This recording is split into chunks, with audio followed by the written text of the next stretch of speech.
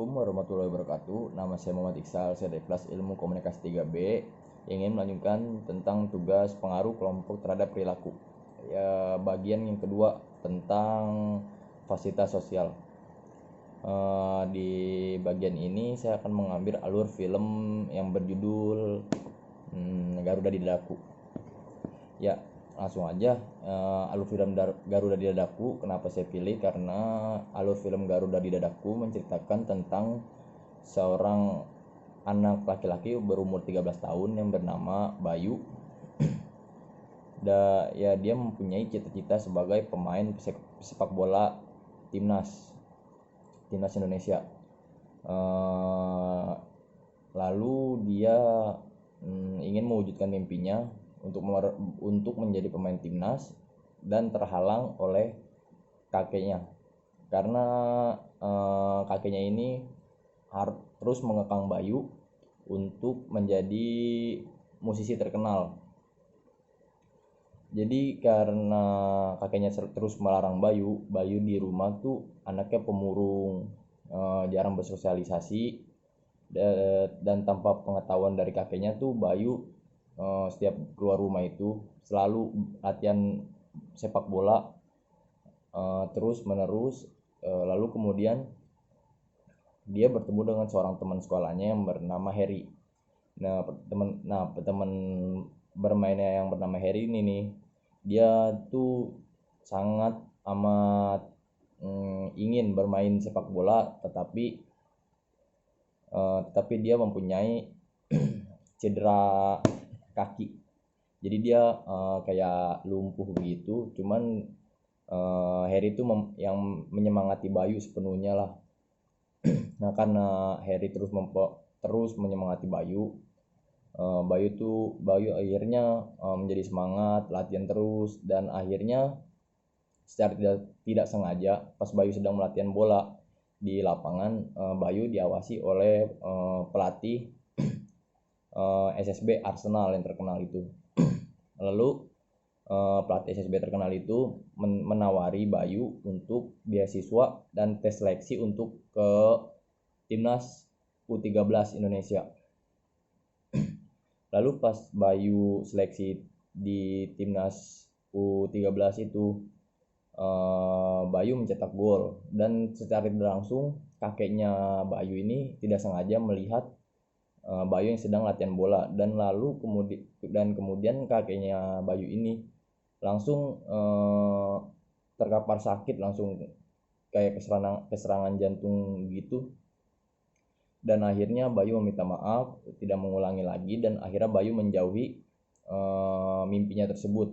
Dan awal cerita kakeknya Bayu kenapa bisa sebenci itu terhadap sepak bola, karena dulu ayahnya Bayu tuh mempunyai mimpi yang sama dengan Bayu, tetapi ayah Bayu tuh mengalami kecelakaan yang serius, dan akhirnya kakeknya Bayu itu melarang Bayu, dan akhirnya kakek Bayu menyetujui karena kakeknya Bayu terlalu mengekang sehingga Bayu menjadi pemurung di rumah, tidak berkomunikasi dengan keluarga rumah, dan akhirnya kakeknya Bayu itu mengizinkan Bayu sepenuhnya untuk melanjutkan mimpinya.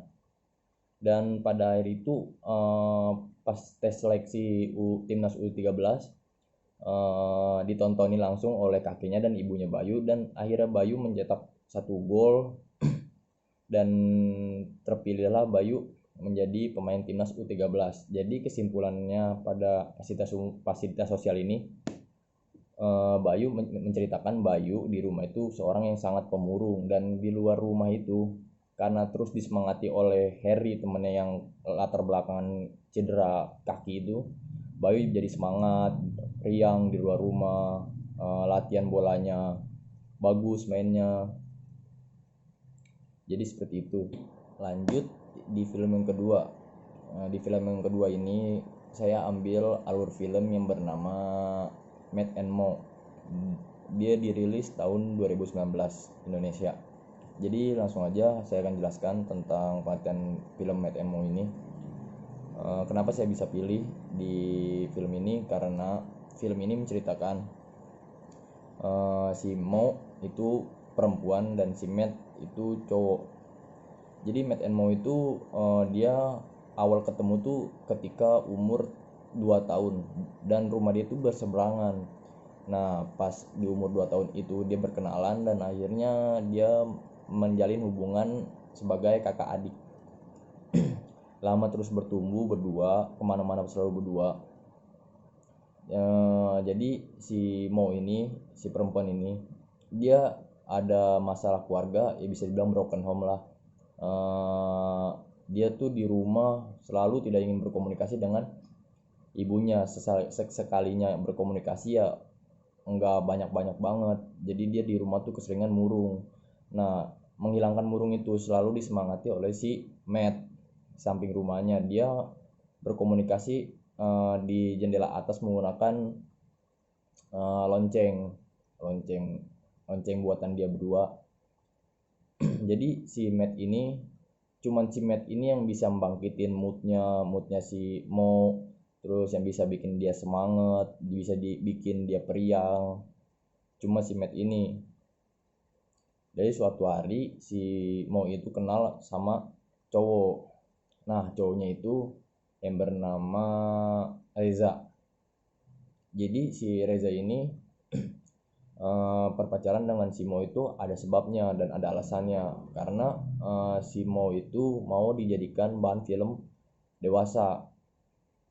Nah, di kejadian itu si Matt tidak sengaja membaca pesan dari HP si Reza dan akhirnya dihentikan oleh si Matt. Nah, nggak lama itu si Matt itu berkelahi dengan antek-anteknya si Reza dan akhirnya si Matt itu kalah. Dan pas banget pas dia mau berangkat berkelahi itu, si Matt ini sedang mengikuti seleksi beasiswa ke Jerman. Dan akhirnya seleksi itu ditinggalkan untuk menyelamatin si Mo ini.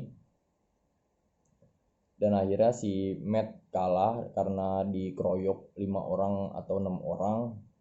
Dan gak lama bantuan pun datang dari sekolah si Matt Mo ini. Akhirnya si Mo ini tahu busuknya si Reza itu. Lalu kemudian si Matt ini melanjutkan seleksinya untuk pergi beasiswa ke Jerman. Dan saat itu pas semuanya terbongkar, akhirnya dia berdua tuh mengungkapkan isi hatinya dan akhirnya dia berdua tuh berpacaran. Jadi isi dari film ini si Mo ini, yang cewek ini itu hanya semangat di luar rumah tuh karena si Matt yang selalu menyemangati dia tuh supaya dia menjadi periang, moodnya baik, terus selalu tertawa. Jadi gitu aja sih.